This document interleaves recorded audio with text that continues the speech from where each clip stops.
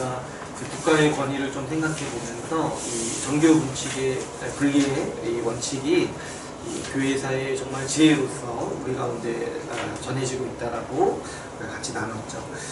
이 원칙이 우리 묵상해 보고 생각해봐도 우리가 살아가는데 굉장히 많은 지혜를 주는 원칙. 우리가 이제 이런 거 관심이 없는 분도 있을 수 있어요. 그런데 우리 삶에 많은 영향을 미치는 두 영역이 있다는 사실을 우리가 기억해야 돼요.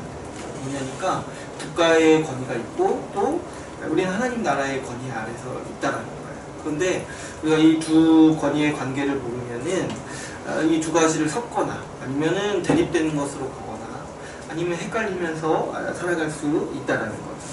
그래서 우리는 이 두 개의 권위가 있다라는 것을 우리가 인식하고 하나님께서 왜 이 권위를 세우셨는지를 아는 게 우리 인생을 지혜롭게 사는 데 있어서 아주 도움이 되는 거죠. 하나님께서는 우리의 이 행복과 이 복지를 위해서 두 개의 권세를 세우신 거예요. 하나는 이 국가라는 권세를 세우셔서 이 사회의 질서를 유지하도록 하셨습니다. 그래서 이런 은혜는 이렇게 신자들을 위한 은혜만이 아니라 모든 사람들이 사회의 질서를 유지하면서 살아갈 수 있도록 베푸시는 하나님의 일반 은총이라고 할 수가 있죠. 또 하나님께서는 이 하나님 나라, 이 천국의 복락을 주시기 위해서 교회라는 권세를 세우셨다고 했어요. 그래서 이런 은혜는 신자들에게 베푸시는 특별 은혜라고 할 수가 있죠. 우리가 지난 시간에 살펴봤듯이 하나님께서 이 국가에 주신 권세는 칼의 권세라고 했어요. 뭐냐니까 사람을 강제할 수 있는 권한을 하나님은 국가에게 주셨다는 거예요. 그래서 이제 국가는 법 그리고 공권력을 동원해서 사람을 강제로 움직이게 만들 수가 있는 힘을 가졌어요.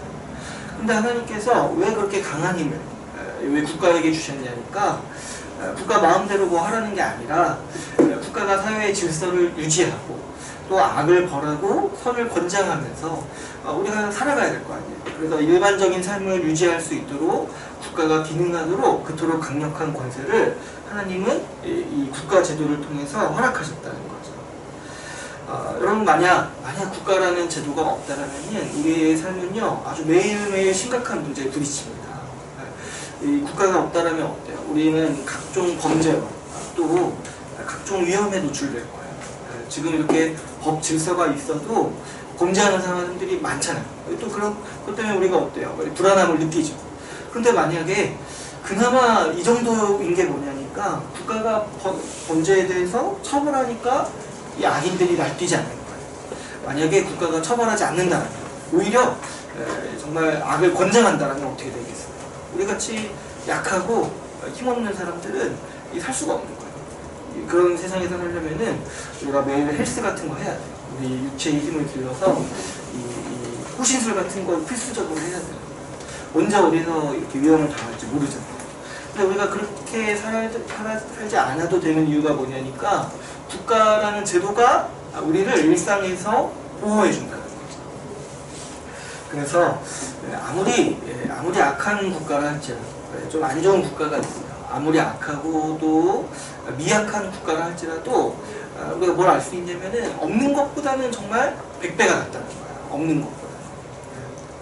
그래서 우리가 이 국가 제도 자체가 이 하나님께서 우리에게 주신 선물임을 우리가 인식해야 돼요. 그래서 존중하고 그래서 이제 몇 가지 국가에 대해서 해야 되는 의무에 대해서 얘기를 나눴죠. 가장 중요한 게 뭐냐니까 세금을 내는 거예요. 국가를 존중하는 게 뭐냐니까 세금을 내는 거예요. 그리고 교회로서 공예배 때 국가를 위해서 기도하는 거. 이게 이제 중요한 하나의 교회의 사명인 거죠. 근데 또 한편으로는 우리가 이제 국가를 이해할 때 국가 스스로가 우상이 될 수 있는 가능성에 대해서 우리가 경계해야 된다고 했어요. 여러분 국가가 가지고 있는 힘은요 정말 강력한 힘인 거예요. 칼의 권세는 정말 언제든지 스스로 자기를 우상으로 만들 수 있는 권세를 가지고 있는 거예요. 그래서 국가는 언제든지 이 교회의 영역을 침범할 수가 있습니다. 사람들의 이 충성심을 얻어서 이 종교로 탈바꿈할 수 있는 힘을 국가는 가지고 있는 거예요. 그래서 이렇게 뭐 사람들이 애국심을 가져야 된다 이런 얘기 하는 거 있잖아요. 잘 들어보면은 말이 안 되는 거예요. 왜 국가를 위해서 개인이 희생해야 됩니까? 국가가 뭔데?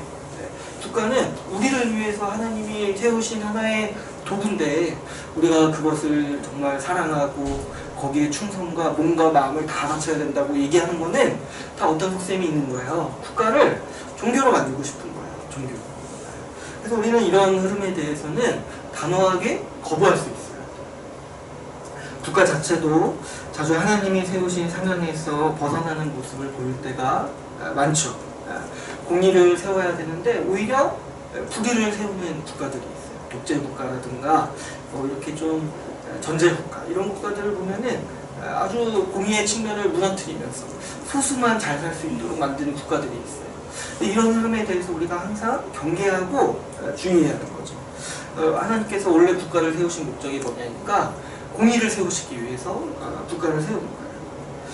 교회는 여기에 대해서 국가에 대해서 항상 그래서 비판적인 거리를 유지해야 해요. 국가가 이 본연의 사명을 잘 감당하도록 우리가 기도해야 하는 것이죠. 우리는 무엇보다도 이 국가에 속해 있기는 하지만 우리의 본 소속은 어디예요? 우리는 하나님 나라로 부르심 받았다는 사실을 기억해야 돼요. 그래서 우리 신자는 그렇게 애국심을 그렇게 막 가질 필요는 없어요. 물론 국가를 존중해야 되지만 우리 원래 애국심은 어디에 바치는 거예요? 하나님 나라에 드리는 거예요. 하나님 나라를 사랑하고 그 나라에 충성을 다하는 게 우리의 본분인 거예요. 제가 이걸 알고 얼마나 자유를 얻어가지고 제가 굳이 애국심을 한국에 가질 필요 없다는 거를 알고 자유를 얻었어요. 그래서 제가 그 국적 이런 거 바꾸는 걸 뭐라고 하죠? 귀하신 친구 하나님 나라에 저의 국적이 하나님 나라라고 생각하니까 굉장한 자유가 있는 거예요. 이 국가, 지금 한국이라는 나라가 이 나라의 혼란 속에 제가 안 끼어들 수가 있는 거예요. 좀 거리를 유지하면서 기도하기는 할 때, 정말 중요히 여기기는 하되 이 한국이라는 나라의 운명이 내 운명을 좌지우지하지 않는다는 걸 아니까 얼마나 자유한지를 몰라요. 그래서 제가 많이 예를 드는 게 이 월드컵 때 제가 굳이 한국을 응원하지 않는다. 얼마나 자유한지 몰라요. 한국을 응원하는 순간 가진 스트레스에 시달리는데 그래도 이제 그런 자유가 있다는 거죠. 여러분 우리가 진정으로 생각해야 되는 게 뭐냐니까 우리는 하나님 나라 시민이라는 거예요. 그랬을 때 우리가 가장 염려해야 되는 거는 사실 국가도 존중하지만 우리는 공교회를 염려해야 돼요. 여러분 하나님께서요 국가를 위해서 세금을 바치라고 하셨고 또 기도하라고 하셨으니 교회를 위해서는 얼마나 더 우리가 헌신하기를 우리 주님께서 원하시겠습니까? 우리의 제일 국적이 하나님 나라임을 알고 교회를 중심으로 살아가는 것이 마땅하죠. 지금 그래서 사실 객관적으로 보면은 국가를 염려할 때가 아니에요. 지금 공교회를 염려해야 됩니다. 지금 보니까 제가 최근에 보니까 요즘 국가가 어떤 논의를 하고 있냐면 기본소득 논의를 하고 있다고요. 그래서 이제 모든 국민들이 기본소득을 보장해줘야 된다고 이런 논의를 막 하고 있는 거예요. 그래서 그게 왜 그래요? 가난한 사람들이 없게 해야 된다는 거예요. 근데 이게 제가 그 논의를 보면서 너무 마음이 아픈 거예요. 이거 원래 교회가 해야 되는 거예요. 교회가 사도행전 2장에서 했던 모습을 지금 교회가 못하니까 어떻게 하고 있는 거예요? 국가가 나서서 우리의 힘으로 할 수 있겠다 이렇게 하고 있는 거예요. 그랬을 때 우리는 원래 이게 교회에 주신 복락인 걸 알고 우리가 먼저 앞장서서 원래 얘기해줘야 돼요. 국가 너의 강제적으로 그런 거 할 수 있는 게 아니야. 우리가 성령 받아서 할 수 있는 거야 라고 원래 교회가 보여줘야 되는 거죠. 그런데 이제 교회가 거기까지 가기가 아직 지금 많이 힘이 없는 거예요. 그래서 우리가 지금 교회를 하나님 나라의 국민으로서 교회를 염려하고 또 교회를 중심으로 살아가야 된다라고 지난 시간에 같이 나누었습니다. 우리가 지난 시간에 이 두 권세 아래서 살아가는 우리의 삶의 모양을 같이 나눴습니다. 그런데 또 오늘 본문은요, 우리 신자가 겪는 또 이중적인 상황을 또 한 가지 측면을 또 묘사하고 있어요. 지난 시간에는 두 권세 아래서 살아가는 신자의 이 모습이잖아요. 오늘은 이 두 시간대를 살아가는 신자의 국면을 얘기하고 있어요. 뭐냐니까 우리는 현 시대를 살아가기도 하지만 또 동시에 뭐예요? 부활의 시대를 동시에 살아간다는 거예요. 우리는 두 시대 가운데 있다는 거예요. 이거는 약간 시간과 관련이 있어요. 우리는 두 시간대를 동시에 살아가는 사람들이라는 거죠. 그래서 오늘 우리 본문을 통해서 우리가 이 현 시대와 이 부활의 시간대, 이 동시대를 살아가는 게 어떤 것인가를 우리가 함께 본문을 통해서 나누고자 합니다. 오늘 본문의 이 18절을 보면 이 사두개인이라는 사람들이 나오죠. 이 사두개인들이 와서 예수님께 묻습니다. 근데 18절에서 이들을 이제 소개할 때 어떻게 소개한다니까 그들은 부활이 없다라고 주장하는 사람들이라고 해요. 이 사두개인들이.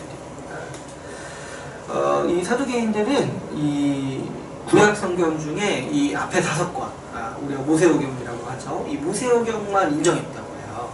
그런데 이제 모세오경 안에 이 부활에 대한 언급이 없으니까 이들이 뭘 주장했냐면 부활은 없다라고 주장했다는 거죠. 그러니까 굉장히 이 현세적인 사람인 것 같아요. 지금 삶이 전부다라고 주장하는 사람이었던 거죠. 그런데 이 사람들이요 나름대로 성경을 통해 부활이 없다라고 확신했던 것 같아요. 그들은 이 예수님께 와서 만약 부활이 있다라면 불합리하지 않냐라는 취지로 지금 한 가지 질문을 하고 있습니다. 19절에 보면은 이 구약 율법에 이런 법이 있다라고 하죠. 뭐냐니까 형이 자식이 없이 아내를 두고 죽으면 그 동생이 그 아내를 취하여서 아이를 낳아서 형 몫에 상속자를 세워야 한다는 법이 있다라는 거예요. 그래서 구약에 이런 법이 있죠. 그런데 이 구약 율법이요 이런 법을 세웠던 이유는 당시 이 가문을 보호하고 상속 재산을 보호하기 위한 측면이 있었어요. 당시 이제 이스라엘 백성이 가나안 땅에 들어가서 그 땅을 배분받았잖아요. 근데 그 땅을 배분받을 때 가문별로 배분을 받았던 거예요. 그래서 그 자신의 가문을 유지해야지 그 땅을 유지할 수가 있는 거예요. 근데 만약에 상속자, 그 아들이 없이, 상속자가 없이 죽으면 어떻게 되는 거예요? 그 가문 소유의 땅이 다른 가문으로 넘어갈 위험이 생기는 거예요. 그래서 이제 이게 이제 여러 가지 문제랑 연관이 되죠. 그 자식 상속자가 없으면은 이 남편이 죽고 남은 아내가 위험해지는 거예요. 재산을 몰수당하고 재산을 다른 가문에 빼앗길 위험에 놓이니까 그 남은 가족들의 생계도 좀 위험해지는 거예요. 땅이 이제 뭐랑 관련이 있냐니까 이 지금으로 말하면 우리 직장과 관련이 있는 거예요. 생계 유지와 관련이. 그래서 이제 이스라엘 백성이 하나님께서는 이런 상황에서 이 가족들을 보호하고 그 가문 소유의 땅이 이어지고 또 가문을 유지하기 위해서 어떤 제도를 세우셨냐니까 그 가까운 친척이 가까운 순서대로 이제 아내를 취하여서 상속자를 만드는 법을 세운 거죠. 그래서 이제 롯기 같은 경우, 우리 이제 구약 성경의 롯기 같은 경우가 이 제도에 대해서 이 제도가 어떻게 아름답게 기능하는지에 대해서 아주 이제 자세히 우리에게 들려주고 있죠. 그래서 이제 구약의 이런 목적을 위해서 이 법이 있는 거예요. 그런데 이 사두개인들은요, 굉장히 특이한 경우를 가정해서 그들의 주장을 지금 피고 있어요. 20절에서 23절을 보면은 어떤 상황을 가정하는 거예요. 7형제가 있다는 거예요. 7형제가 있는데 다 차례로 죽었다는 거예요. 그러니까 무슨 말이에요? 한 명씩 이 아내를 취해서 이 형수의 아내죠. 형수죠. 형수의 아내는 좀 이상한데. 형수죠. 형수를 취하는 거야. 계속 이제 결혼을 하는 거야. 계속 죽어가지고. 근데 이상해요. 첫 번째 형이 죽었는데 두 번째 또 죽었어요. 세 번째도 죽는 거예요. 그래서 총 몇 명이 죽어요? 7명이 죽는다는 거예요. 사실 여러분 이런 경우는 없어요. 만약에 이런 경우가 생긴다면 지금 누구를 의심해야 돼요? 누구를? 이 아내를 의심해야 되는데 정말 기가 막히지 않습니까? 어떻게 7명을 다 죽이냐? 물론 죽이지 않았지만 어떻게 7명이 죽냐는 거예요. 이거는 합리적인 의심을 해볼 만해요. 그래서 이런 경우는 사실 우리가 살면서 거의 이 몇백 년의 역사 동안 거의 있을 수 없는 일이에요. 그런데 이들의 의도는 이제 마지막 절에 있죠. 23절에 있죠. 부활할 때, 만약에 이 상태, 정말 만약에 이런 경우가 있는데, 그러면 만약에 이런 상태에서 부활한다면 어떻게 되겠냐는 거예요. 부활했을 때 이 7명의 형제들이 보니까 아내가 한 명인 거예요. 그 한 사람. 얼마나 어색하고 힘들겠냐는 거예요. 그래서 지금 이 사두개인들의 의도는 진짜 이게 궁금한 게 아니에요. 이런 경우는 사실 없어요. 누구의 아내냐고 진짜 묻는 것이 아니라 모세가 이런 법을 줬는데 만약 부활이 있다면 너무 불합리한 세상이 아니냐, 모순이 아니냐라고 지금 예수님께 질문을 하고 있는 거죠.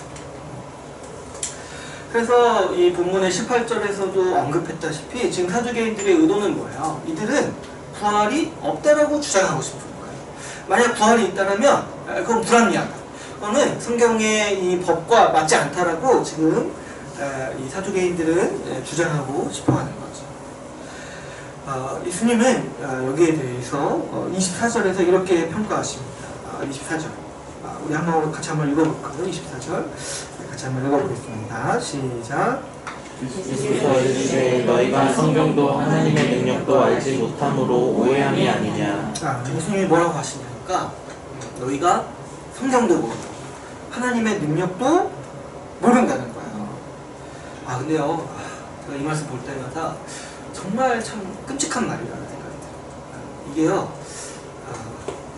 목회자들도 물론 마찬가지지만 신자에게 할 수 있는 최고의 욕이라고 생각이 듭니다. 하나님의 말씀도 모르고 하나님의 능력도 모른다는 거예요. 그럼 뭐라는 거예요? 이방인과 똑같다는 거예요. 지금 우리 하는 얘기로 말하면 너희는 불신자구나 이런 얘기를 하는 거예요.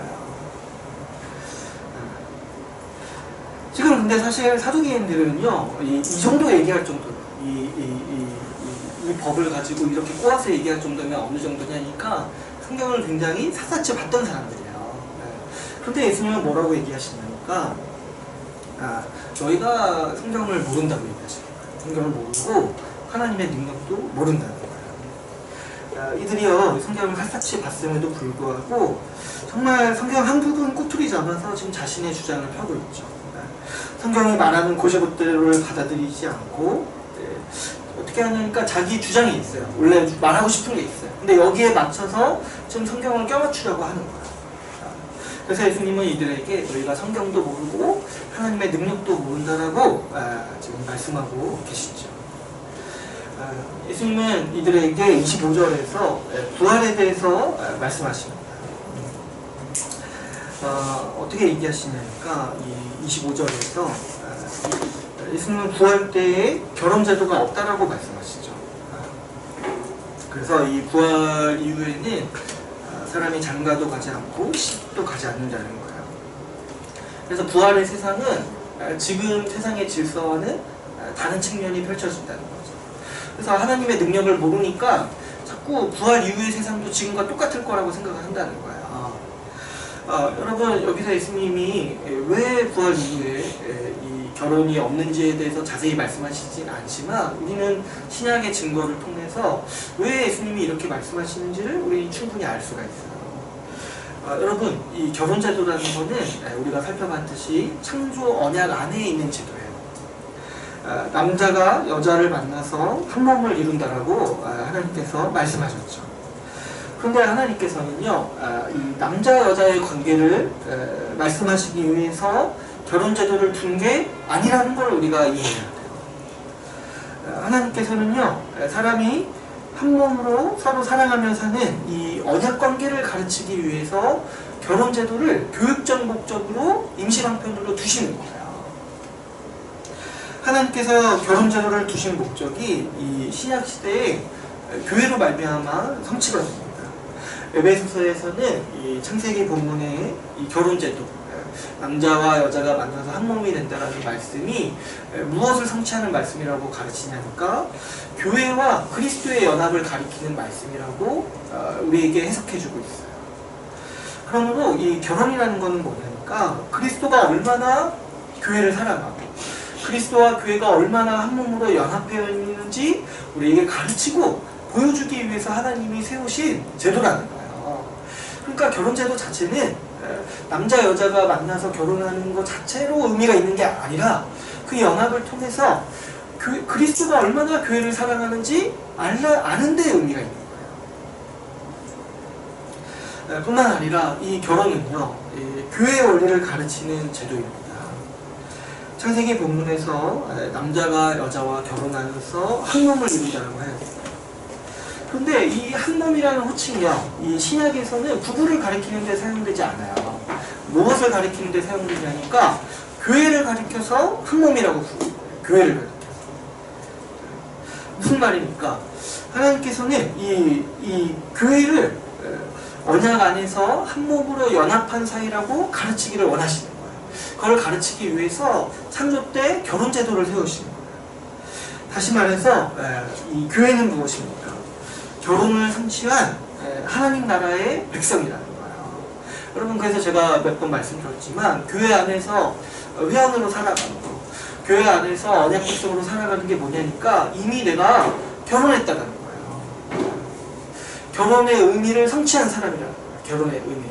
뭐예요? 지체와 한 몸으로서 살아가는 삶을 성취한 사람으로서 하나님이 이 결혼 제도를 세우신 원래 참된 의미를 성취한 사람이 바로 교회 안에 속한 사람이라는 거죠. 그러니까 여러분, 사실 결혼했는데 교회랑 좀 동떨어져 살아가는 거 있잖아요. 이건 사실 결혼했다고 볼 수가 없어요. 물론 이제 결혼한 거지만 결혼의 참된 의미를 성취했다라고 볼 수가 없는 거예요. 그래서 결혼의 참된 의미는 뭐니까 교회 안에서 한 몸으로 살아가면서 교회와 그리스도의 연합을 누리는 삶이 원래 하나님이 세우신 결혼의 의미를 성취한 사람. 그러므로 이 결혼의 원래 목적은요, 그리스도로 말미암아서 이미 성취된 거예요. 그리스도가 다시 오시는 날에 우리는 그리스도를 신랑으로 맞이한다고 했어요. 그리고 우리 교회는 그분의 신부로서 준비될 거예요. 그날 이 결혼이 완성되는 거예요. 이 창세기 본문의 이 결혼 제도를 자꾸 남녀관계로만 생각을 하면은 이런 이 신약의 이런 해석들을 자꾸 무시하게 되니까 아주 문제가 큰 거예요. 여러분, 결혼은요, 이 교회를 위해서 그리스도의 연합을 가르쳐 주시기 위해서 우리에게 주시는 교육적 제도라고 할 수가 있어요. 그러니까 결혼 제도는요, 이 땅에서 있는 임시 방편의 제도라고 할 수가 있는 것이죠. 부활 이후의 질서에서는 없어요. 왜 그래요? 지금도 그렇지만 그때는 더 우리가 이미 결혼한 상태이기 때문이죠. 이미 결혼을 성취한 사람들이에요. 그러니까 또 결혼한다고 하는 거는 부활 이후의 질서에는 맞지 않는 거죠. 우리는요, 지체와 연합했고 그리스도와 연합했어요. 다시 말하면 무슨 말이에요? 우리는 지체와 결혼했고 그리스도와 결혼한 사람들이에요. 이 모든 은혜가 이 완성된 부활 이후의 시대에서는 더 이상 이 결혼이라는 제도가 존재할 필요가 없는 거죠. 그래서 이제 우리가 이 부활 이후의 제도에 대해, 이 질서에 대해서 좀 생각해 봐야 돼요. 그래서 뭐 어떤 분들은 이제 좀 섭섭하다고 얘기해요. 저희가 이제 배우자를 사랑하는데 부활 이후에는 자기가 이제 결혼 관계가 아니라고 하니까 좀 섭섭하더라고요. 뭐 이제 그런 분들 위해서 뭐 리마인드 웨딩 이런 거 있을 수 있어요. 부활 때. 그러나 근데 이제 그걸 알아야 돼요. 하나님이 원래 결혼 제도를 약속하신 게 그 둘이 정말 이렇게 알콩달콩 재밌게 살아라 이게 아니라 교회가 한 몸으로 살 때 정말 기쁨을 누린다는 거를 가르쳐 주신다는 거예요. 그래서 교회가 이렇게 부부가 둘이 연합해서 이렇게 사는 게 복되죠. 그런데요, 그것보다 더 복된 게 뭐냐니까 더 많은 사람과 한 몸으로 사는 게 더 복된 거예요. 여러분, 부부 둘이 아무리 둘이 사랑한다고 해도 그거는 사실 어떻게 보면 그 둘만 이렇게 섬기는 거는 이기적인 사랑이라 할 수 있어요. 더 많은 지체를 섬길 때 더 큰 복이 있고 그 교회 복락이 더 큰 거예요. 더 많은 사람을 섬기고 그 많은 부부가 더 많은 사람들을 섬길 때 이 결혼의 의미가 원래 더 발휘되는 거예요. 이 결혼하고 신혼부부가요, 교회 섬기지 않고 이렇게 좀 이렇게 둘이 이렇게 연합해서 사는 게요, 사실은 행복할 수는 있어도 하나님이 원래 이렇게 교회를 세우신 목적에는 벗어나는 거예요. 우리 우리가 이제 이 결혼 제도를 잘 이해해요. 또 예수님은 이 26절, 27절에서 뭐라고 말씀하시냐니까 오늘 제가 이 결혼 본문이 아닌데 너무 많이 얘기했어요. 26절, 27절을 보니까 이 모세오경을 통해서도 부활에 대해서 분명히 알 수 있다라고 말씀하시고 있어요. 하나님은 모세에게 자신에 대해서 말씀하실 때 어떻게 얘기하시냐니까 여기 가시나무 떨기에 가는 글이 뭐예요? 이 모세가 처음 하나님과 대면한 부분이죠. 이때 당시에는 성경에 장절이 없었기 때문에 어떤 한 부분을 표현할 때 이런 방식으로 표현을 하는 거예요. 근데 하나님께서 모세에게 말씀하실 때 어떻게 말씀하시냐니까 내가 아브라함의 하나님이고 이삭의 하나님이고 야곱의 하나님이라고 그렇게 말씀하셨고 그렇게 자신을 소개하셨다는 거예요. 근데 예수님은 이때 하나님께서 이 사람들이 살아있는 자처럼 이 사람들을 살아있는 자처럼 하나님이 대하신다라고 말씀하신다는 거예요. 27절에 보시면 하나님은 죽은 자의 하나님이 아니오 산 자의 하나님이라고 말씀하시죠. 하나님께서 이 죽은 자의 이름을 자신에게 거는 일이 있을 수 없다라고 말씀하시는 거예요. 우리가 이 부분을 우리가 지금 언약을 배웠기 때문에 더 자세히 이해할 수 있어요. 여러분 우리가 하나님께서 내가 누구누구의 하나님이라고 말씀하시는 거는요 어떤 표현이냐니까 내가 그 사람과 언약을 맺었다라는 표현이에요. 그래서 제가 언약 공식 얘기할 때 언약의 공식이 있다고 했어요. 뭐냐니까 나는 너희의 하나님이 되고 너희는 내 백성이 되는 게 이 언약의 공식이라고 했어요. 그러니까 지금 하나님께서 나는 누구누구의 하나님이다 라고 말씀하시는 건 뭐예요? 내가 그와 언약을 맺은 하나님이다 라고 말씀하시는 거예요. 그런데 보세요. 하나님은 자신을 소개하실 때 아브라함과 언약을 맺으신 하나님으로 자신을 소개하는데 아브라함이 이미 죽고 없는 사람이라면 이 말은 아무것도 아니라는 거예요. 하나님께서 아브라함이 이미 지금도 살아있기 때문에 그 아브라함과 언약을 맺으신 하나님 아브라함의 하나님이라고 지금 말씀하신다는 거죠. 만약에 여러분 죽은 사람과의 계약을 내가 지금 얘기하는 게 무슨 의미가 있습니까? 내가 과거에 죽은 사람과 이런 계약을 맺었다 라고 말하는 게 아무런 의미가 없다라는 거예요. 계약은요 그 사람이 살아있을 때를 주관하는 거예요. 근데 하나님은 지금 아브라함을 지금 살아있는 사람처럼 묘사한다는 거예요. 지금 이 땅에는 이미 죽고 없는데 내가 아브라함과 계약을 맺은 하나님이다라고 지금 모세에게 말씀하고 있다는 거죠. 여러분 우리가 이 구약을 읽을 때 있잖아요. 또 언약을 배울 때 우리가 알 수 있는 사실 중 하나가 있어요. 그게 뭐냐니까 하나님께서는 우리를요 영생을 가진 자, 영원히 살 자로 대하신다는 거예요. 여러분 하나님께서 아브라함과 언약을 맺으실 때 이 언약이 영원하다고 말씀하셨어요. 그런데 여러분 만약 아브라함이요 언약을 그 한평생 한 100년 정도 살고 죽고 끝나는 인생이라면 하나님의 이 말씀은 허풍에 불과합니다. 아브라함이 그냥 100년 살고 죽는데 영원한 계약이 무슨 의미가 있습니까? 100년 살고 끝나는 인생이 이 영원한 언약이 무슨 의미가 있냐는 거예요. 아브라함에게 하신 약속 대부분이요 사실 아브라함 인생에 아무런 영향을 주지 않는 약속들이 대다수였어요. 하나님이 약속하실 때 보면은 어떻게 말씀하시냐니까 앞으로 400년 후에 너의 자손이 번성하고 또 애굽 백성에서 애굽 안에서 이제 종살이 할 건데 내가 구출할 건데 이 얘기를 다 하시는 거예요. 400년 후에 있을 얘기를. 근데 내가 구원하고 너의 자손들을 다시 인도해서 가나안 땅을 줄 것이다. 400년 후에 그렇게 할 것이다. 내가 그거 할 거다라고 지금 아브라함과 계약을 맺으시겠다는 거예요. 근데 사실 여러분 이게요 굉장히 재밌는 말씀이 있어요. 누가 지금 여러분한테 와서 지금 나에게 100만 원 정도 주면 400년 후에 내가 너의 자손에게 100억을 주겠다. 내가 너와 영원한 계약을 맺겠다. 이렇게 말하면은 누가 그거 믿겠습니까? 누가 그거를 믿고 내 자손에게 정말 100억을 주겠습니까? 하고 내가 믿고 100만 원 주겠냐는 거예요. 그렇게 말하면은 비웃지 않겠습니까? 우리가 뭐라고 따지겠어요? 그게 나랑 무슨 상관이 있습니까? 라고 따지지 않겠어요. 내가 죽고 없는데 400년 후에 100억 생기는 게 무슨 의미가 있습니까? 이렇게 따지지 않겠나요? 그런데 여러분, 아브라함은요 이 하나님의 약속을 믿었어요. 400년 후에 너의 자손을 번성하게 하겠다. 그리고 너의 자손에게 이 가나안 땅을 주겠다고 하는 그 말씀을 믿은 거예요. 왜 그랬습니까? 하나님께서 죽은 자를 살리시는 하나님, 영원한 생명을 주시는 분임을 아브라함이 믿었던 거예요. 하나님은요 아브라함에게 가나안 땅을 주시겠다고 했어요. 그런데 아브라함은 죽을 때까지 가나안 땅 한 줌도 얻지 못했어요. 그런데 죽기 직전에 아브라함이 무슨 일을 했냐니까 자기 묘자리, 자기 아내와 자기 가족의 묘자리 하나를 샀어요. 자기 사실 살 수 있었는데 굳이 사지 않았어요. 돈이 있었기 때문에 가나안 땅을 살 수 있었어요. 근데 그 자신 평생에 사지 않았어요. 왜 그래요? 하나님이 주겠다라고 말씀하셨어요. 주겠다라고. 근데 그거 사는 거 어리석은 거잖아요. 그죠?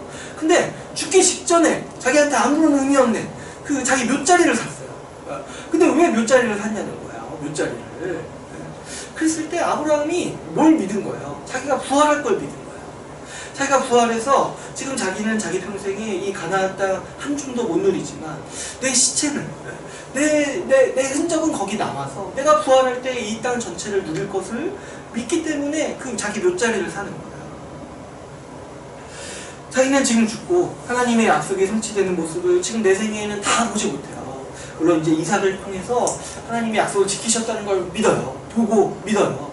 그런데 하나님의 약속의 성취가 온전히 성취되는 거는 다 못 봐요. 원래부터 그 스케일이 뭐냐니까 최소 400년짜리 약속이 있어요.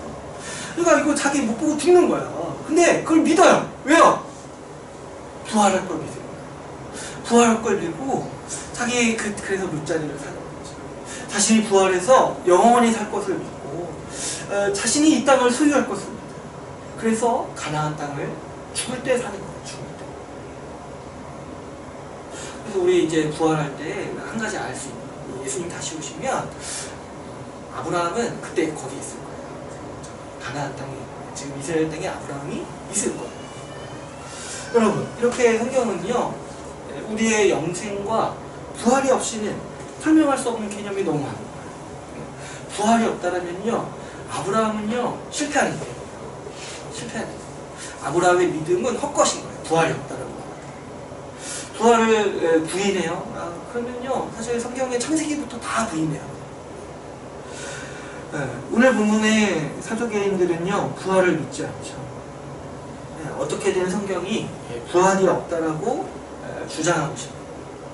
왜 이들은 그토록 부활을 부인했겠습니까? 이들은요 성경을 소중히 여겼던 사람들이고 성경을 믿었던 사람들이에요. 그리고 이 사두개인들의 대다수는 당시에 제사장이었던 거예요. 근데 왜 그토록 부활을 부인했는 거예요? 이 사두개인들은 이 당시 사회의 이 지도층에 속해 있었습니다. 어떻게 보면 당시 사회의 기득권이라고 할 수가 있는 거죠. 근데 이 당시 유대 사회는 이 로마의 지배 아래 있었기 때문에 이런 상황에서 지도층이 되려면 어떻게 해야 되냐니까 로마에게 잘 보여야 돼요. 그래서 이제 이 당시 제사장들이나 이 권력을 가지고 있었던 사람들은 대부분 로마에 좀 이렇게 잘 보였던 사람들이에요. 그러니까 좀 우리가 예상하건대 굉장히 정치적으로나 굉장히 열심히 로마에 아부하고 이 권력을 쟁취하기 위해서 열심히 살았던 사람들이에요. 이들은 현재의 삶에서 이 부귀영화를 얻기 위해서 열심히 살았습니다. 이들에게는요 현재의 삶이 중요했던 거예요. 마침내 얻고자 하는 부귀영화를 얻고 현재에 만족하는 사람들이었던 거죠. 사두개인들에게 천국은 뭐냐니까 지금 자기가 누리는 거예요. 지금 자기가 누리는 부귀영화들이 그냥 이게 끝이었으면 좋겠는 거예요. 이런 사람들에게 부활은 아주 불쾌한 소식입니다. 자신들이요 지금 물불 가리지 않았어요. 지금 로마에게 충성한다는 거는요 아주 유대인들에게는 아주 민족적인 반역이에요. 근데 그런 것까지 다 하면서도 이 부활주의를 얻은 거예요. 그런데 새로운 세상이 온다고 하면 완전히 새로운 질서가 시작된다고 하면 얼마나 싫겠습니까? 아주 힘들게 욕먹어가면서 내가 지금 이 자리에 쟁취해 있는데 부활이 있다고요? 새로운 나라가 온다고요? 얼마나 싫겠습니까? 여러분, 우리도 이 사람들의 심정을 아주 이해하기 쉬운 우리 역사적 배경이 있어요. 여러분, 우리나라가 일제 치하 때 광복을 맞이했는데 광복을 제일 싫어했던 사람들이 누구겠습니까? 일본 사람들이 아니에요. 그 사람들은 그냥 돌아가면 되잖아요. 제일 싫어했던 사람들이 누구냐니까 친일파들이에요. 친일파. 누구보다도 열심히 일제에 복종하면서 그 같은 민족을 학살했거든요. 괴롭혔고. 왜? 일제 치하에서 국위영화를 얻어. 살아보려.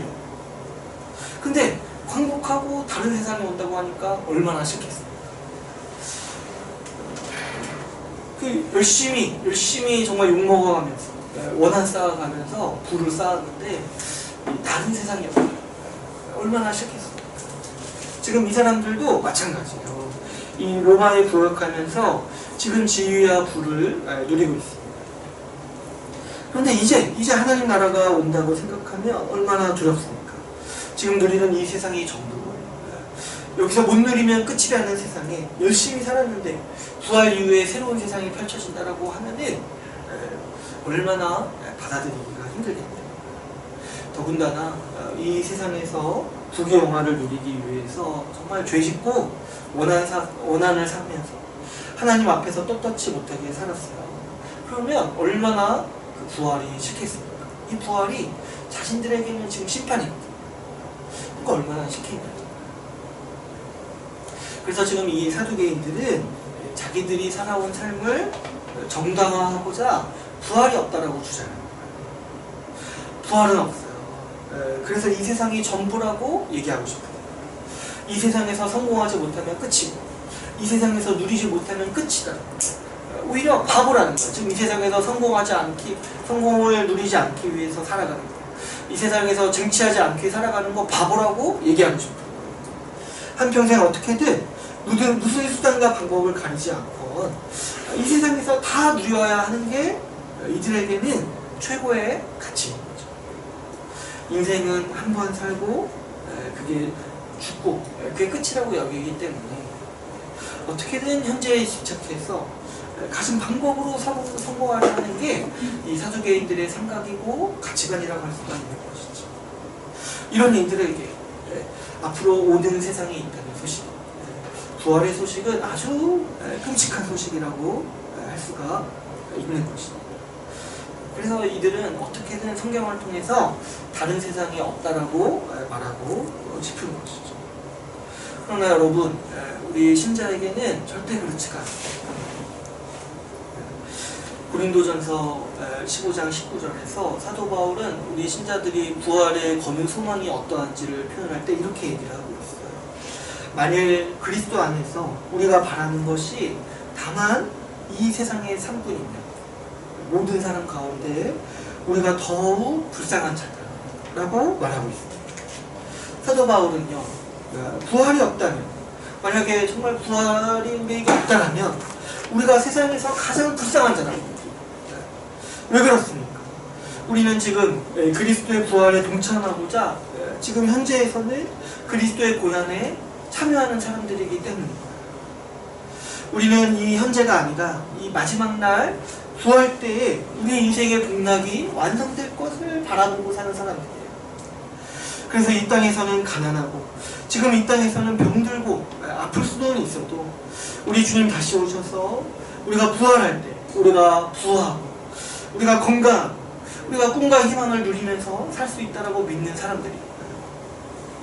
이 소망으로 우리는 현재의 고난을 견디고 또 현재의 고난에 참여하고 또 지금 가지고 있는 거 포기할 수 있는 사람들이에요.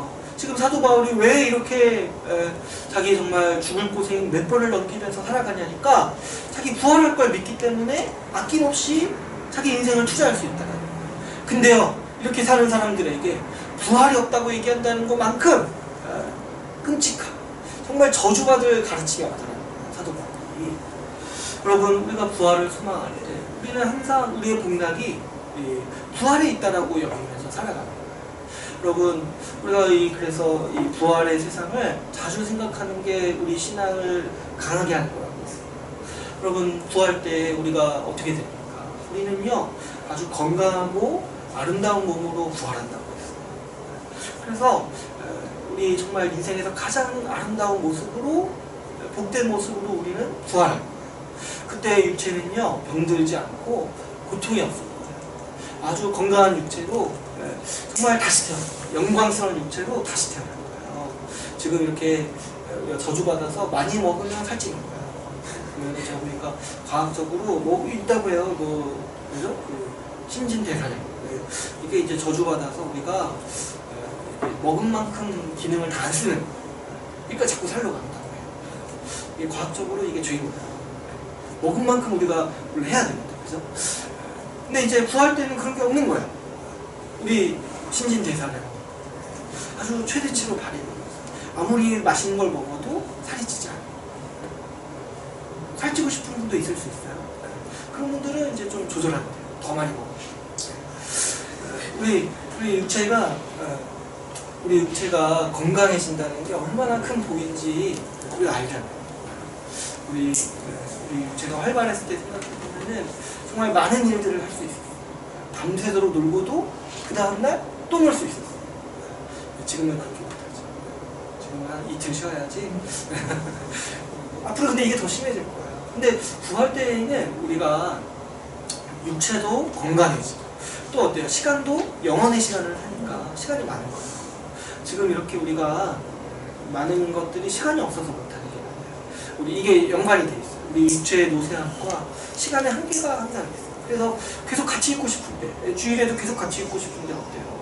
몸이 피곤을 느끼니까 쉬어야 돼요. 그래서 이제 우리가 같이 있고 싶은데 좀 이렇게 멀어지고 어디 여행가 또 한 달쯤 있고 싶은데 좀 힘들어요. 이렇게 돈도 없고 그래서 이제 가야 돼. 집에 가야 돼. 근데 이제 부활 때 어떻게 살 수 있어요? 우리 그냥 거기 어디 여행 가면 거기서 한 30년 사는 거예요. 그래서 좀 지겨워질 때쯤 딴 데 가요. 딴 데 가서 또 여기도 한번 경험해보고 이렇게 사는 거예요. 그 부활 이후에 또 우리만 변하는 게 아니죠. 이 세상이 바뀌는 거예요. 지금은 이제 이 생산력이 낮아서 1년에 한두 번 열매를 맺어요. 근데 그때는 어때요? 한 달에 한 번씩 열매를 맺는데 한 달에 한 번씩 열매를 맺으니까 우리의 경제적 상황이 바뀌는 거예요. 한 달에 한 번씩 이 소산물을 얻을 수 있다면요, 우리는요 먹고 살기 위해 일할 필요가 없어요. 여러분, 먹고 살기 위해서 일하는 것 때문에 우리 인생의 대부분의 고통이 거기에 있어요. 물론 노동 자체가 굉장히 중요하지만 먹고 살기 위해 일해야 하기 때문에 우리가 뭘 포기해야 되냐니까 어렸을 때 꿈과 희망을 다 포기해요. 내가 어렸을 때 나는 뭐 이렇게 좀 뭐예요? 음악을 해서 좀 살고 싶다. 근데 나중에 다 포기해요. 왜냐? 이걸로 먹고 살지 못한다는 생각이 드는 순간 꿈과 희망을 포기하는 거예요. 내가 뭐 나중에 좀 이렇게 그림을 그려서 살고 싶다. 근데 나중에 좀 포기하게 돼요. 왜 그러냐니까 이게 먹고 사는데 도움이 안 된다는 걸 깨닫고 포기하게 되는 거예요. 그러니까 우리가 꿈과 희망을 포기하는 거는 다 이 먹고 사는 문제와 관련이 있어요. 이 돈이 안 된다는 생각이 들 때, 경제적 상황이 좀 그 정도로 발전해 있지 않다는 생각이 들 때 우리가 포기하게 되는 거예요. 근데 제가 생각했을 때, 그래서 원래 꿈과 희망은요, 이 땅에서 이루라고 주님이 주시는 게 아니라는 생각이 들어요. 이 땅에서는요, 이룰 수 없는 게 너무 많아요. 이 경제적 여건이 저주받았기 때문에. 그런데 우리가 만약에 먹고 살기 위해 일할 필요가 없다면 어떻게 되겠습니까? 뭘 해도 먹고 살 수 있다고 생각합니다. 그러면 정말 우리가 하고 싶은 일을 할 수 있죠. 그때는 여러분 뭐 자기 춤으로 먹고 살고 싶어요? 그럼 그때는 그렇게 할 수 있어요. 왜냐? 먹고 살기 위해 일할 필요가 없기 때문이죠. 지금 뭐 하고 싶은 일이 있어요? 지금은 좀 참아야 돼요. 지금은 좀 참아야 돼요. 근데 그때는 내 원래 어릴 적 꿈과 희망 있잖아요. 이런 거, 꿈과 비전 이런 거 있잖아요. 그때 가서 할 수 있는 거예요. 그때 가서 이 세상이 회복되고 하나님께서 우리의 은사를 더 복되게 하실 때 그때 우리가 할 수 있는 거예요. 저도 어렸을 때는 하고 싶은 게 많았어요. 저는 어렸을 때 축구 선수 이런 거 하고 싶었어요. 근데 제가 크면서 제 신체적 조건을 보니까 안 되겠다 싶은 거예요. 근데 이제 그때는 그런 거 신경 쓸 필요 없어요. 어차피 우리가 꿈과 희망을 포기하는 가장 큰 원동력, 먹고 사는 문제가 해결되니까 그때는 이제 다 할 수가 있는 거죠. 뿐만 아니죠. 여러분, 그때는 죄가 없기 때문에 우리의 관계가 아주 기쁜 거예요. 지금은 죄 때문에 관계가 힘들고 어려울 수 있고 또 외로울 수 있어요. 근데 그때는 서로가 정말 진실되게 서로 사랑하는 때예요. 누구나 신뢰할 수 있고 누구나 믿을 수 있고 누구나 사랑할 수 있는 때가 오는 것이죠. 우리가 회복된 피조 세계를 누리는 것도 우리가 기대하죠. 그때는 지금도 자연이 보면 아름답지만 가끔씩 한번 잊지 말라고 주님께서 미세먼지 이런 거 보여주시면 아직 아니다. 지금 아름답지만 미세먼지 이런 거 보면 아직은 자연세계가 저주 아래 있고. 근데 그때는 이 자연세계도 더 아름답죠. 이 꽃이요, 지금은 겨울에 좀 지잖아요. 그때는 뭐 겨울에 피는 꽃도 있다 하지만 그때는 꽃이 12달 필 거예요. 지금도 이렇게 꽃을 보면 얼마나 아름답습니까? 그때는 더 많은 꽃들을 보면서 누리고 또 우리가 더 좋은 자연세계를 누리고 그리고 동물들과도 우리가 더 화목하게 지내는 거죠. 우리 지금 이제 애완동물 키우지만 또 슬퍼요. 이렇게 좀 의사소통이 안 될 때도 있고 가끔 날 보면 지잖아요. 주인. 또 동물들도 죽죠. 그러니까 또 얼마나 힘들까. 근데 그때는 그렇지 않다. 그때는 우리가 또 동물들과도 친교를 누리면서 영원히 살 수 있다는 거죠. 그래서 우리는 이 소망을 가지고 우리의 모든 공약이 그때 완성될 것을 믿고 살아가는 게 우리 신자의 삶이다. 여러분, 우리에게요 이 소망이 있기 때문에 우리 지금 현재의 삶의 모든 국면이 바뀌는 거예요. 우리가 부활할 것을 믿기 때문에요 우리는요 현재의 고난을 견딜 수가 있어요. 로마서 8장 18절에 사도 바울은 이렇게 말합니다. 생각하건대 현재의 고난은 장차 우리에게 나타날 영광과 비교할 수 없다. 그러니까 뭐예요? 지금 우리가 힘들다 말하는 거죠. 사도 바울도 얼마나 힘들었겠습니까? 그 삶을 살았어요. 그런데 사도 바울이 생각했던 게 하나가 있어요. 뭐냐니까 내가 앞으로 부활 이후에 누릴 영광과 지금 내가 지금 힘들다고 말하는 거는 정말 비교조차도 할 수 없다. 비교조차. 그때 그걸 내가 그 받을 걸 생각하면은 지금 이거 굉장히 사소하다. 내가 지금 겪고 있는 고난. 장차 우리가 누릴 영광과 복락이 크다는 것을 알기 때문에 우리는 현재의 고난을 견딜 수가 있습니다. 우리가 완전히 회복된 거고 저주 없는 세상에서 살아갈 것을 믿기 때문에 우리는 현재의 고난을 물론 힘들 수는 있지만 그래도 가볍게 여기겠어요. 이거 이제 끝날 거야. 끝날 거야. 그리고 복된 나라를 내가 다실 거라고 우리가 믿을 수 있다는 거예요. 아브라함이 그 한평생에 자기 땅 한 줌 없이 살았듯이 우리도 부활을 믿는다라면 그렇게 살 수 있다는 거예요. 우리가 현재의 고난이 지나가리라고 여길 수 있는 이 원동력이 뭐냐니까 바로 부활을 믿는 신앙에 있는 것이죠. 우리는요 이 부활이 있기 때문에 부활 소망이 있기 때문에 우리는 오히려 더 어떻게 살 수 있냐니까 고난에 더 참여할 수가 있어요.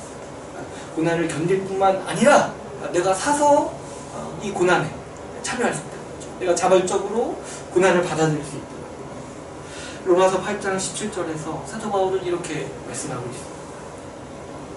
자녀이며 또한 상속자 곧 하나님의 상속자 그리스도와 함께한 상속자는 우리가 그와 함께 영광을 받기 위하여 고난도 함께 받아야 할 것이다. 우리가 미래의 복된 부활의 상태를 누릴 거라고 생각하면 우리는 이 땅에서 여유를 가지고 살 수가 있다는 겁니다. 부활을 믿는 사람이 가장 지혜롭게 사는 방법이 무엇이냐니까 좀 부활 이후의 가치를 생각하는 거예요. 그때 유익한 일을 위해 지금 내 삶을 투자하는 거예요. 여러분, 우리가 부활이 있다는 걸 알면요 부활 때의 영광을 위해서 살아가지 않겠습니까? 우리가 부활이 온다는 걸 안다면 새 시대가 온다는 걸 안다면 우리가 정말 그 나라를 위해서 가치 있는 일을 하지 않겠냐는 거예요. 제가 아까 이제 일제치하 얘기도 들었는데 여러분 만약에 그 당시 살았던 사람들이 며칠날 광복이 있다는 거를 모두가 확실히 알았다면 과연 그때 친일파가 있었냐는 거예요. 바보 같지 않겠습니까? 이때 광복인데 누가 일제치하에 복종하겠냐는 거예요. 그거 아는 사람이. 그렇지 않겠냐는 거 아니에요. 물론 이제 공복이 있을 거라는 거를 예상하지 못했기 때문에 그날 이렇게 일제치하에 이렇게 친일파들이 있었던 거예요. 근데 여러분, 우리가 부활을 정말 믿는다라면, 부활이 정말 실제로 올 거라는 걸 안다면 우리가 그때를 준비하지 않겠냐. 성경에서 특별히 그런 우리를 위해서 영원한 가치를 지니는 몇 가지를 우리에게 가르쳐주고 있어요. 특별히 성경은요, 하나님의 말씀이 영원하다고 가르쳐요. 1.1핵도 없어지지 않을 거라고 말하고 있어요. 그러니까 여러분, 우리는요, 부활 이후에도 DBS 할 거예요. 부활 이후. 그때는요, 더 깊게 할 수 있어요. 왜냐하면 부활 이후에 우리의 눈이 더 뜨이기 때문에 하나님의 이 말씀이 더 무엇을 의미했는지, 이 상징과 의미가 무엇인지 우리가 그때 더 보게 됩니다. 이 부활 이후의 세상이요, 하나님의 말씀에 의해서 어떻게 지어지는지 우리가 그때 더 알게 됩니다. 그러니까 지금부터 성경을 연구하는 거는요, 공부하는 것, 그때까지 계속 이어집니다. 지금 성경을 열심히 이해하는 사람이요, 그때 가서 이 세상, 부활 이후의 세상을 더 잘 이해할 수 있는 거예요. 이런 의미에서 지금 열심히 하는 상급이 있다라고 주님은 말씀하시는 거예요. 왜냐하면 영원한 가치가 우리 지금 이 가운데서 할 수 있는 일들이 있거든요. 또 우리 주님께서 무엇이 영원하다고 말씀하시니까, 여러분, 지체에게 물 한 그릇 대접하는 것도 그 나라에서는 절대 잊혀지지 않는다고 했어요. 뭐냐니까, 형제를 섬기는 게 영원한 가치라는 거예요. 형제를 섬길수록, 형제를 섬기고 정말 형제를 위해 살수록 그 나라에서의 삶, 부활 이후의 삶이 더 풍성해진다. 그러니까 이런 면에서 상급이 있다라고 말할 수 있어요. 지금 열심히 형제를 도우는 사람이요, 그 나라에 가면은 더 영광을 누리는 거예요. 생각해보세요, 여러분. 내가 도왔던 사람들이 한둘이 아니라는 거예요. 어떤 사람은 한두 명일 수 있어요, 진짜. 그래서 그것도 굉장히 귀한 일이지만, 여러분, 우리가 그 나라에 딱 섰을 때 내가 도왔던 사람이요, 정말 많이 그 나라에서 복락을 누리고 있는 모습을 보면 얼마나 또 우리가 그 나라에서 사는 게 행복하겠습니까? 내가 정말 이 사람 위해서 내가 기도하고 애썼어요. 근데 이 땅에서 살 때는 그 사람이 모를 수 있어요. 근데 그때는 다 알게 된다는 거예요. 딱 이렇게 영안이 열려서, 이 사람이 나를 위해 사라졌구나, 이게 다 보인다는 거예요. 그게 얼마나 복된 인생이겠습니까? 여러분, 주님이 이렇게까지 얘기하셨는데 지금 내가 지금 나를 위해서 지금 뭘 쌓는 거 있잖아요. 얼마나 허무한 건지 알아요. 얼마나 허무한 건지. 신자가요, 자기를 위해서 뭘 쌓아나는 거예요. 자기 좀 이 한평생, 우린 100년도 못 사는데, 100년 인생이 있지만 그 정도 사는데 그거 한다는 거 있잖아요. 얼마나 허무한 건지를 우리가 좀 알아요. 또 우리 주님께서 이 복음 전하는 일이 귀하다고 하셨죠. 여러분, 내가 복음 전해서요, 누구 한 사람 거기 같이 있다고 한번 생각해요. 이것만큼 또 영광스러운 일이 없어요. 내가 복음 전하는 사람이 나와 함께 부활에 참여하는 걸 내가 본다는 거죠. 그것만큼 귀한 일이 없는 거죠. 주님은요, 우리가 지금 부활의 삶을, 이 부활이 오기 전까지 어떻게 하면 좀 지혜롭게 이 삶을 좀 살 수 있을지 아주 우리에게 많이 가르쳐 주셨어요. 우리가 이런 것들을 다 듣고 난 뒤에, 그래도 나는 지금 여기서 이렇게 살아볼까, 이렇게 얘기한다는 거 정말 너무 어리석어. 제가 생각할 때 정말 친일파와 같은 인생, 친일파와 같은. 아니, 부활이 온다니까요. 주님이 이날 나를 말씀하시지 않았어요. 분명히 온다고 말씀하셨으면 우리가 그날을 위해 바라보면서 살아가는 게 맞다는 거죠. 여러분, 자기를 생각할 때요, 상속자로 여기세요. 자기를 상속자로. 내가 정말 상속받을 것이 있다라는 거예요. 부활을 상속받을 거라는 거예요. 왜 아무것도 받을 것이 없는 것처럼 살아가냐는 거예요. 왜 미래에 아무것도 없다고 생각하고 그냥 지금 먹고 마시자 이렇게 살아가냐는 거예요. 그럴 수 없어요. 우리는 상속자예요. 여러분, 미래에 내가 재벌가의 상속자라면 지금 내가 어떤 위험을 보고 어떤 어려움을 내가 두려워하느냐는 거예요. 내가 미래에 상속받을 건데, 내가 미래에 하나님 나라를 상속받고 부활에 참여할 건데, 지금 내가 다가오는 어떤 어려움이 왜 그렇게 두렵냐는 거예요. 왜 이게 내 인생 전체를 좌지우지할 것처럼 맨날 생각하냐는 거예요. 왜 그래? 내가 상속받을 게 없다고 생각하면 자꾸 두려워요.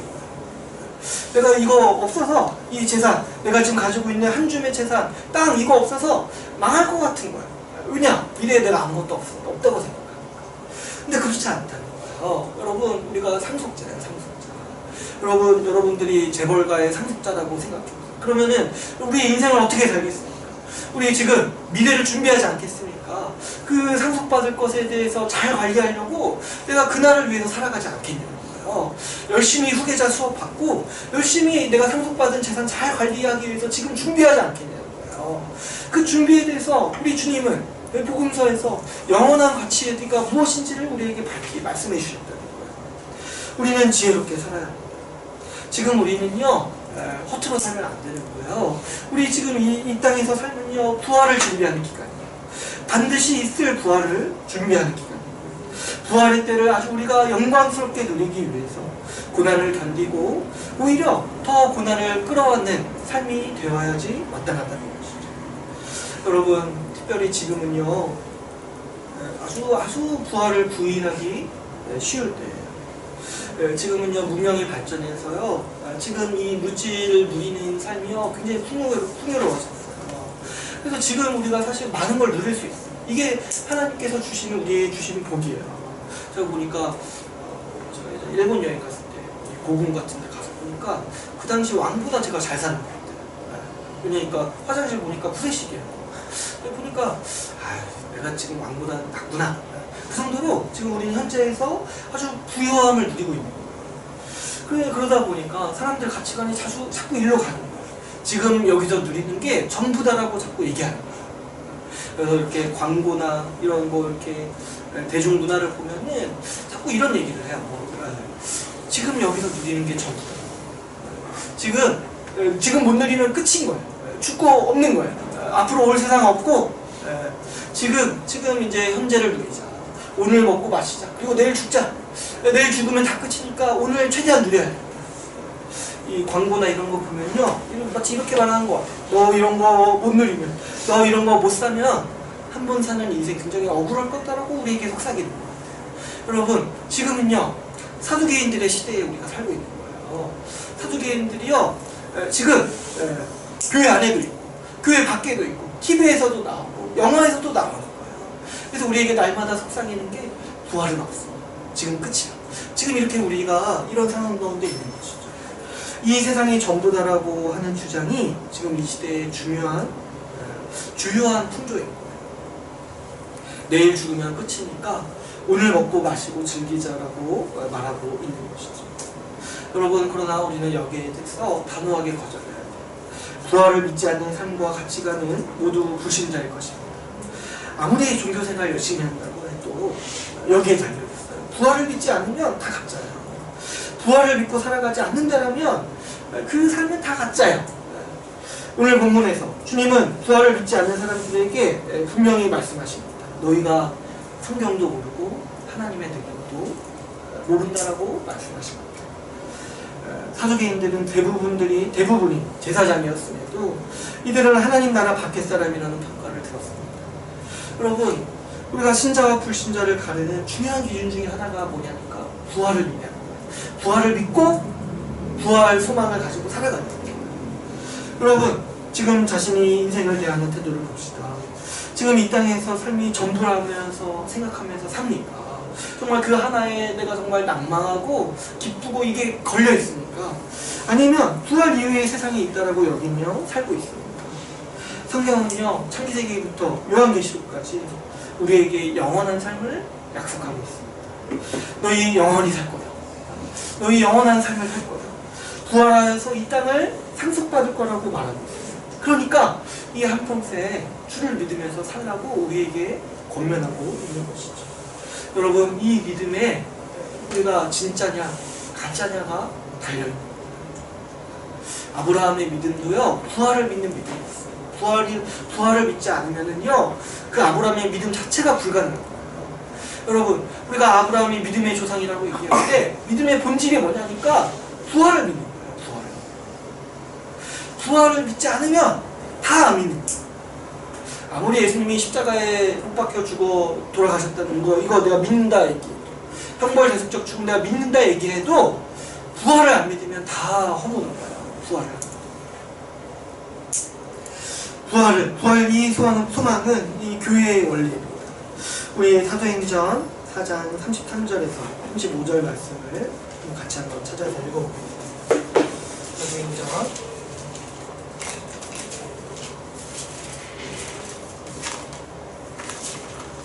4장 33절 35절입니다.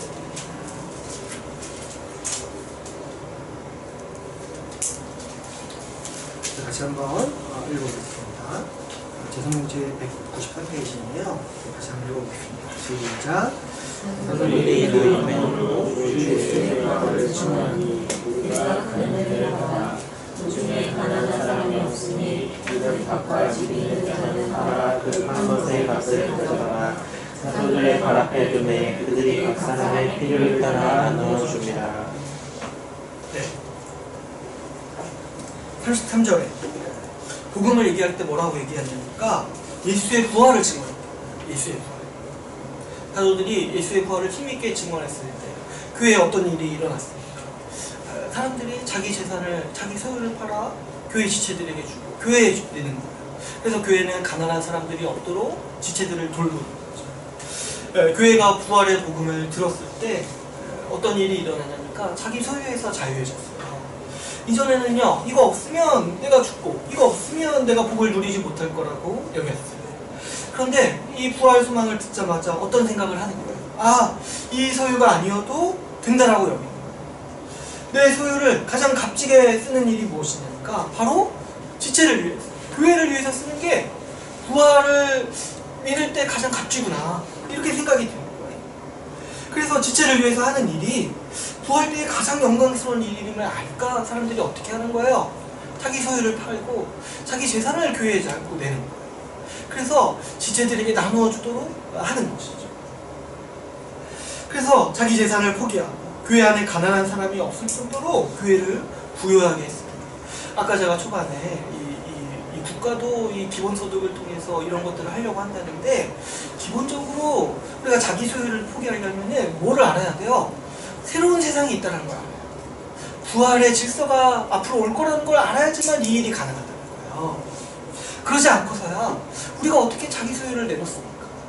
내 생명과 달린 일인데, 여러분, 자기 소유는 자기 생명과 같은 거예요. 근데 누가 자기 생명을 내놓겠습니까? 부활을 믿는 사람이, 나 죽어도 살 거라는 걸 아는 사람이 자기 소유를 교회에 내고 지체를 위해서 쓰는 거다. 예수님은요, 참 특이하게도 우리가 이 부활을 믿는 삶의 방식이요, 실제 우리의 재물을 쓰는 데서 나타난다라고 분명히 말씀하셨어요. 그래서 여러분, 누가 부활을 믿는지 안 믿는지 분별하는 아주 간단한 기준이 뭐냐니까 그 사람이 돈을 어디 쓰는지 보면 되는 거예요. 예수님은 뭐라고 말씀하셨습니까? 너희의 재산을 땅에 쌓아두지 말고 하늘에 쌓아두라고 말씀하셨어요. 땅에서는 정말 좀이 쓸고 어떤 일이 생겨서 다 없어질 수도 있지만, 하늘에 쌓아두는 재산은 그렇지 않고 너희에게 오히려 더 큰 복락을 안겨준다는 거예요. 무슨 말입니까? 내가 지금 영원한 삶을 믿었을 때 내 재산을 사용하는 아주 지혜로운 방법이 뭐냐니까 영원한 가치에 투자라는 거예요. 영원한 가치에.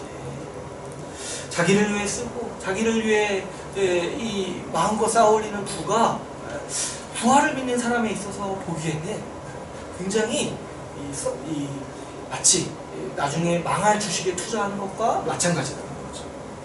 여러분, 우리가 부활을 믿음으로 가치 있게 재물을 사용하는 사람, 우리 그런 교회가 되기를 바랍니다.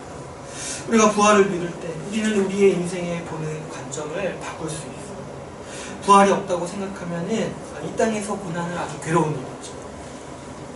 그러나 모든 고난이 끝나는 이 부활이 있다라는 사실을 믿는다. 우리는 오히려 이 땅에서 지체를 위해서 더 수고하는 길을 찾아갈 수 있어요. 더 고난받는 일을 우리가 더 찾아갈 수 있어요. 우리가 살면서 시간을 허투루 쓰기가 얼마나 쉽습니까? 우리가 그냥 가만히 있다 보면은 시간을 낭비하기가 쉽죠. 우리가 이 짧은 인생에 정말 낭비하기 쉬운 인생입니다. 우리가 인생을 귀하게 사용할 길이 있다는 거예요. 우리는 최대한으로 활용합니다.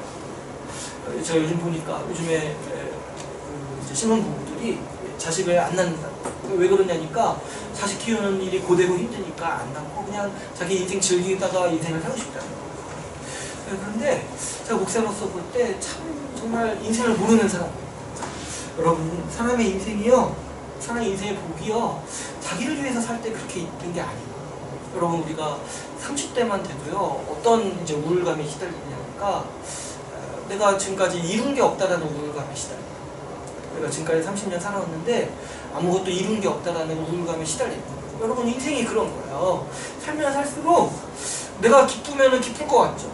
내가 기분이 좋으면 좋을 것 같죠. 그렇지 않아요. 우리 인생의 의미를 발견하고 싶어요. 근데 우리 인생의 의미를 뭘 통해서 발견하고 싶어 하냐니까 자꾸 타인을 통해서 발견하고 싶은 거예요. 내가 이렇게 살았으니까 저 사람이 저렇게 사는 거예요. 그게 우리 인생의 복이 있는 거예요. 그래서 지금 자녀 키우는 게 고난이 있다라고 안 키우는 거 있죠. 그 미래에 아주 심각한 우울증이 온 거예요. 그 인생을 이해를 못하는 거예요. 그래서 우리 옛말에도 이런 말이 있죠. 젊어서 고생은 사서 한다는 말이 있어요. 왜 그러냐니까 젊어서 고생했을 때 그 열매를 우리가 노년에 보는 거예요. 그랬을 때 우리 인생의 의미를 발견하고 우리가 아 그래 내가 그래도 우리 살았지. 내가 의미 있게 살았지. 이게 있어야지 우리가 노년을 힘차게 살아갈 수 있어요. 힘차게. 우리가 생각을 바꿔야 돼요. 여러분, 부활은 인생을 다르게 보게 합니다. 주를 위해서 고난받고 지체를 위해서 사소하는 고난만큼 좋은 일이 없어요. 우리가 구할 때 그 열매를 다 볼 건데, 여러분 지금 이렇게 우리가 노는데 또 내지는 정말 나를 위해 쓰는데 인생을 낭비하는 거는 굉장히 그때 아마 허무할 거예요. 그때 지금 지체를 섬기는 위해 지체를 위해 섬기는 고난이 없고 사랑하기 위해 애쓰는 고난이 없다라면 우리 지금 우리 현세에서도 한 40, 50대쯤에 허무할 거예요. 정말 마음을 나눌 친구 한 명도 없고 그런 거 없을 때 허무할 거예요. 사도 바울은 그리스도의 남은 고난이 있다고 했습니다. 무슨 말이냐니까 그리스도께서 다시 오셔서 하나님 나라를 완성하실 때까지 복음 전하고 양육하고 교회를 세워야 할 고난이 있다라는 거예요. 그게 그리스도의 남은 고난이에요. 여러분, 우리 주님께서 우리를 부활의 세상으로 초청하시고 그리스도의 남은 고난을 보여주시고 이 일을 우리에게 맡기시는 것이죠. 이 고난은요, 우리가 여기에 참여한다고 힘들다 할 게 아니에요. 주님은 선한 일에는 반드시 열매가 있다고 하셨어요. 반드시 열매를 우리가 거둘 거예요.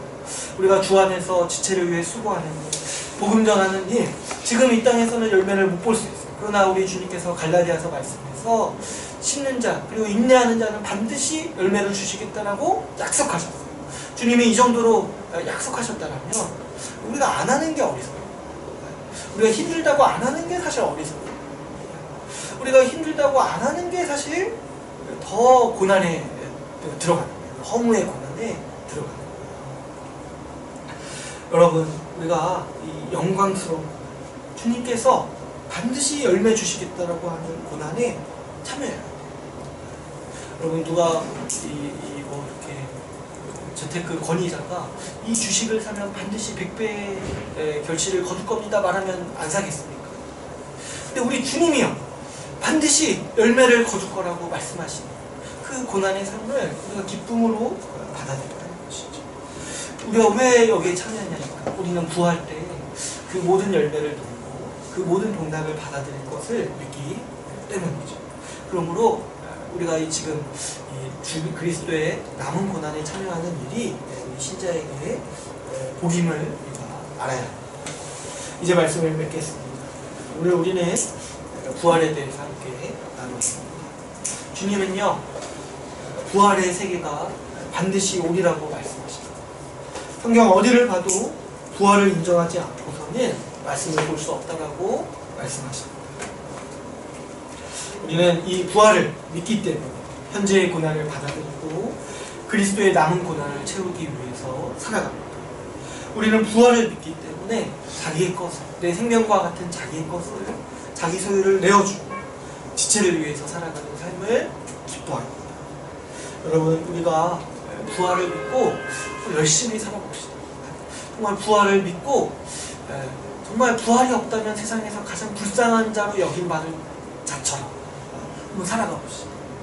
우리가 부활을 믿는 교회가 되면서 정말 이 예수 그리스도의 부활을 증거하는 교회가 되기를 간절히 소망합니다.